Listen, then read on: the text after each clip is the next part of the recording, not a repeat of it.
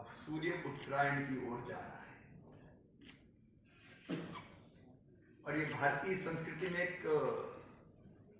एक सूत्रबद्धता देखिए। अलग अलग ढंग से ये उत्सव देश के हर हिस्से में मनाया जा रहा है। कल हमने लोहड़ी का पर्व मनाया, आज मकर संक्रांति भी है, बिहू भी है, पोंगल भी है। अलग भाषा, अलग वेश, फिर भी अपना एक देश।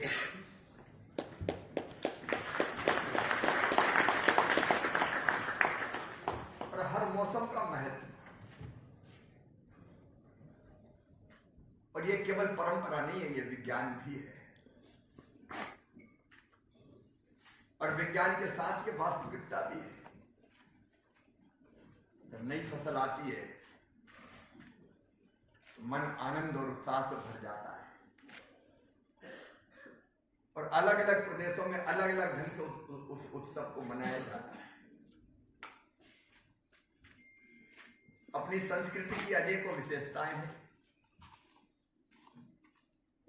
उसमें से एक ये है कि हम ये मानते हैं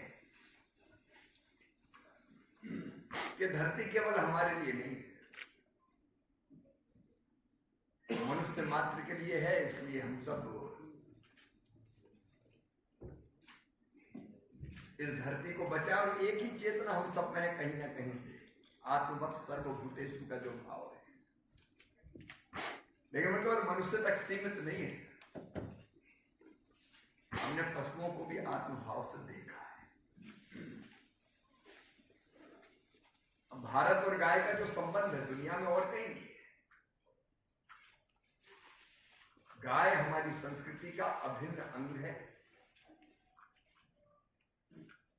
कई जगह हम कहते हैं 33 करोड़ देवताओं का वास है। भगवान कृष्ण का वो प्रसंग मुझे बार बार रोमांचित करता है, जब उन्होंने जिद की कि मैं भी गौ में चराने जाऊंगा। मना किया, जंगल है, परेशानियां, लेकिन जिद पे अड़ गए कि नहीं मैं तो जाऊंगा। और जब जाने की जिद की तो माँ ने फिर तैयार किया उनको, मोर मुकुट लगाया, कन्हैया को सजाया, बाद में जूती भी पहनाने लगी कि जूती पहन के जाओ।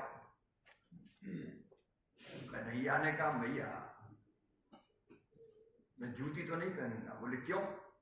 कांटे गड़ जाएंगे, कंकर पत्थर है। बोले मुझे एक बात बताओ, क्या तुम सब गाय के पांव में भी जूती पहनाओगी? यशोदा ने कहा नहीं, सबके पांव में तो नहीं पहना सकते। उन्होंने कहा जब तक गाय के पांव में जूती नहीं होगी तो मैं भी जूती नहीं पहनूंगा, मैं नंगे पांव ही जाऊंगा। ये भाव है हमारा।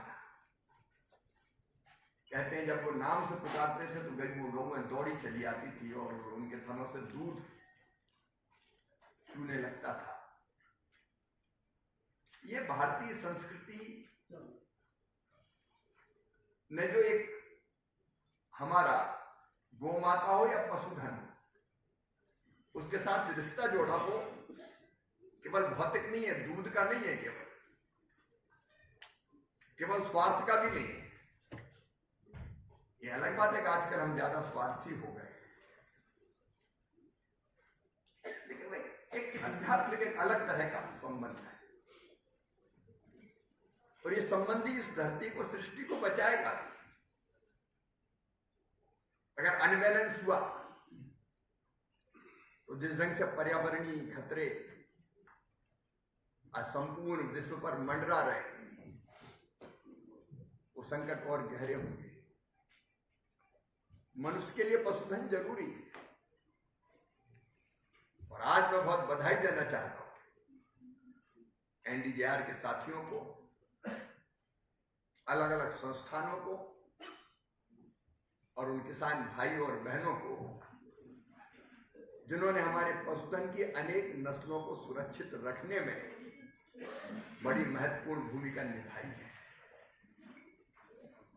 मनुष्य थोड़ा जरूरत से ज्यादा स्वार्थी हो गया है और इसलिए वो दोहन नहीं करता, शोषण करता है। दोहन का मतलब उतनी भरपाई अपने आप हो जाती है जितनी ले लो आप, और शोषण का मतलब है काट के मिटाई। ये नस्ल हमारे लिए बहुत महत्वपूर्ण है।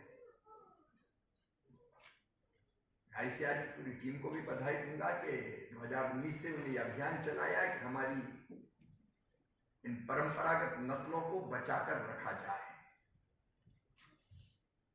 और आज हमने अलग अलग तरह की नस्लें,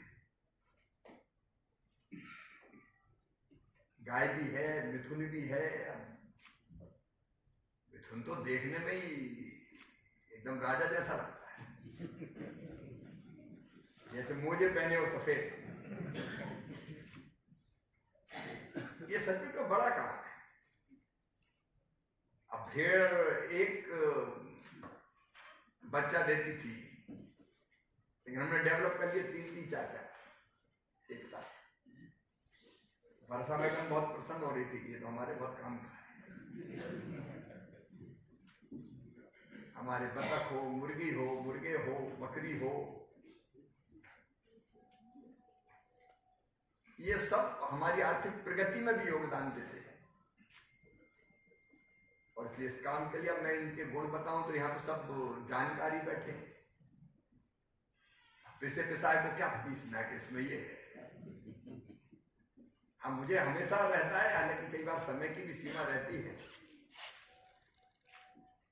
लेकिन हम आपस में एक दूसरे को बधाई दे जाके और मानते हैं कि हो गया पूरा।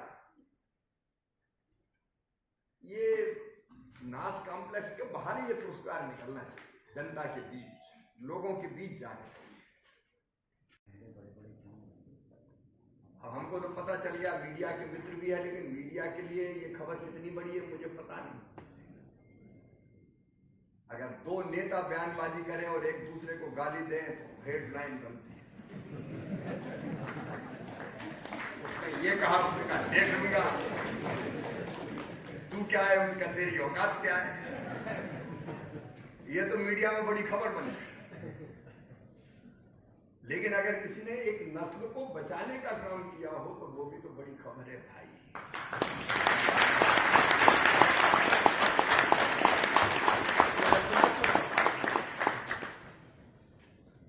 और ये चीज बाहर जानी चाहिए, ऐसा मुझे लगता है। इससे फिर बाकी भी सब जल्दी लाभ उठाएंगे, और जो ये काम कर रहे हैं उनको हम ठीक ढंग से सम्मानित भी कर पाएंगे। आज मैं प्रधानमंत्री जी को भी इस अभियान के बारे में जानकारी दूंगा, मेरी भेंट है उनसे।